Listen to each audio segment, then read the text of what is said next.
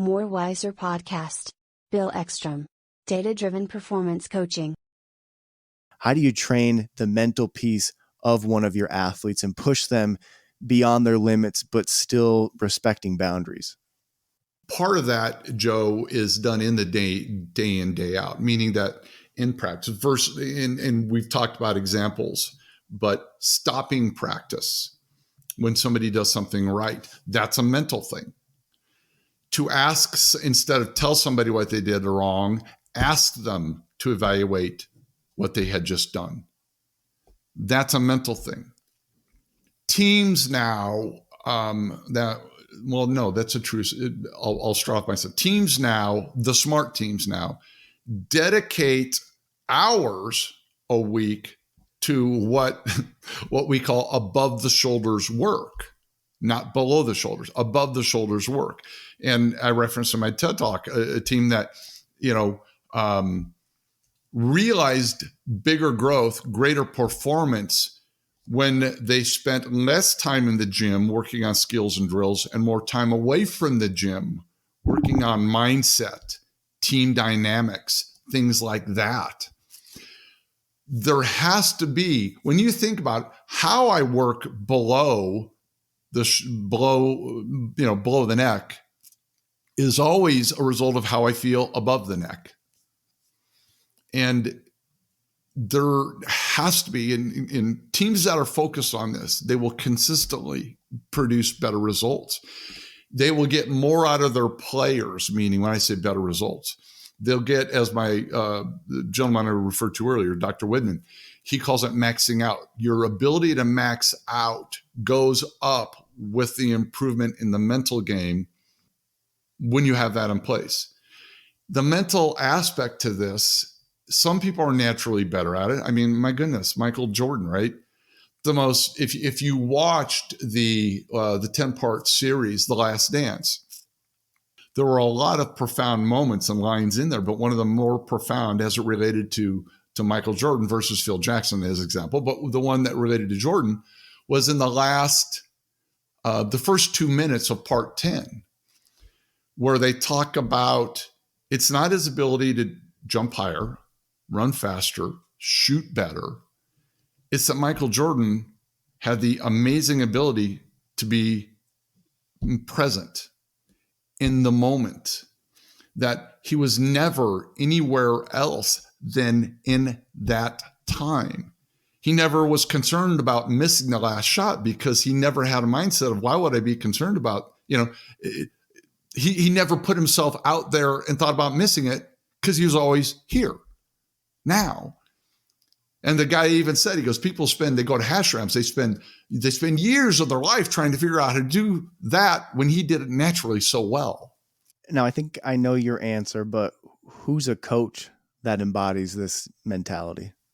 Phil Jackson. And quite frankly, I think Tom Osborne did in different ways, in unique ways. Tom Osborne's talked about meditation for years. I remember as a young man, thinking, meditation, that is weird. Okay, but people that remain calm, people that didn't allow their emotions to create negative behaviors of their players. Now, on the transformational coach spectrum, I wrote down 2 names, and I want to know if you had to rank them, who would you put higher, Phil Jackson or John Wooden? I think if you put Phil Jackson back in John Wooden's time, he's less effective. And vice versa. I think you put John Wooden in Phil Jackson's time, he's less effective. Can you dive into why that might be? If you ask me to go do something blindly, I'd say, why?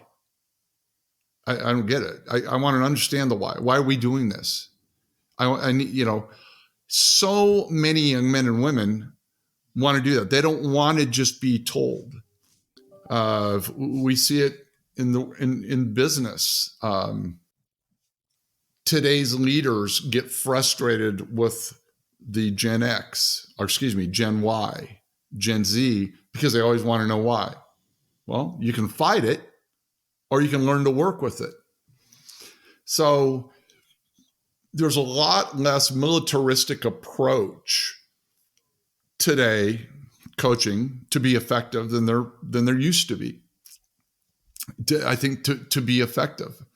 I mean, my understanding, and it's not just an athletic thing. It's the Department of Defense is really struggling to get recruits, to get people in their doors, to sign up for the military and whatever branch of service. That the numbers are dropping, and they're desperately trying to understand why and what they need to do to cater to them. Now, do I think that they may have to change their approach? I do. Are they going to all of a sudden have to be really soft on people? No, they just got to figure it out. There's a balance in there.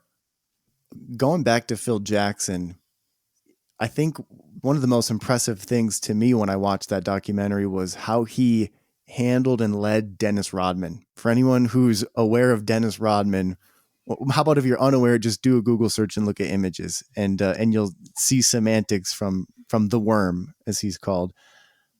Handling tough personalities as a coach can be very difficult. Phil did a great job, but what's your advice to a coach who has a problem athlete, which is really a lot of times, I think, problems at home for a student athlete? How do you navigate those situations? Well, first of all, let's address Phil Jackson and Rodman. And overall, your value as a coach, how good you are as a coach, is probably more gauged by your ability to coach a Dennis Rodman and a Michael Jordan versus a Steve Kerr. Steve Kerr is likely, who by the way, I think now is an amazing coach, and I have tons of respect for Steve Kerr. I guarantee you Steve Kerr is a hell of a lot easier to coach than Jordan or Rodman. Okay? And I think most people would agree with that. But what Phil did, it wasn't just coaching Rodman, it was integrating him into the entire dynamic of the team. And I think probably what illustrated that so well is a couple of things. And this is interesting. And this is where people think that all these, what used to be called soft skills in coaching, are now quantifiable. When you think back to when Phil talked about when he first met Dennis Rodman, he was in, I think, Reinsdorf's home, and he walks in and Dennis is on the couch and kind of gives a, "Hey, what's up, coach?" And he said, "Dennis, stand up and shake my hand. Take your hat off." So right away, he set, some parameters, basically a boundary. But then Dennis talked later on about how Phil knew me and he knew what I needed. The incident, the case in point there, that is when during the season, when Dennis says, "Hey, I need a vacation. I need a couple of days off." No one else is asking for a vacation. As a matter of fact, his teammates, including Michael, were going, "No, don't give him a vacation." And Dennis is like, "No, he needs it. I'm going to give him 48 hours. No, he took more than that, but that's an example of, and here's what's interesting. Speaking of Wooden, at one point, Wooden said that, "I thought that part of great coaching was treating everybody the same." And he said, that was one of my two biggest mistakes in coaching, was thinking that I needed to treat everybody the same. He goes, it didn't take me long to realize that if I had 15 people on my basketball team, I had to coach in 15 different ways. I had to have 15 different styles of coaching to be effective. That's what Phil Jackson understood. And he was a master at, is understanding how to do that and yet keep a team dynamic together. Hey, if you want to hear the rest of this interview, head over to morewiserpodcast.com or wherever you get your podcasts, and we'll see you there.